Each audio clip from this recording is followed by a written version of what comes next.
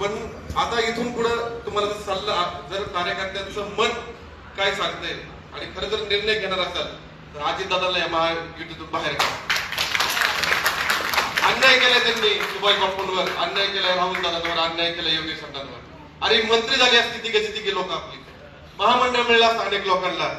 अजितदादा येऊन आमचे आबासाहेब सोनवणे शामगावने डिप्युटीचा निधी मागायला गेले आणि अजितदादा म्हणले तुमचा काय संबंध आहे, आम्ही 10% निधी देणार. अरे नको आपल्याला सत्ता ही पुढची विधानसभेची, पण अजितदादा असेल तर पाहिजे का सत्ता आपल्याला पुणे जिल्ह्यातल्या कार्यकर्त्यांना? बापू, पुणे जिल्हा आणि सोलापूरची 30 परिस्थिती आहे. तुम्हाला तर पालकमंत्री काय दुसराच मिळालेला आहे आतापर्यंत. स्वाभिमानी नेतृत्व या पुणे जिल्ह्याला मिळत नाहीये. पुणे जिल्ह्यातल्या लोकांचं हाल झालेले आहे. ज्या राष्ट्रवादीशी गेल्या 10 वर्षापासून आम्ही विरोध करतोय, ती राष्ट्रवादीच्या अजितदादांनी आमच्या भोकांडे दिले आणि अक्षरशः कार्यकर्ते आज भीतीच्या वातावरणामध्ये. कशासाठी घेतलंय? भारतीय जनता पार्टीच्या बूथ लेवलच्या कार्यकर्त्यापासून तालुक्यात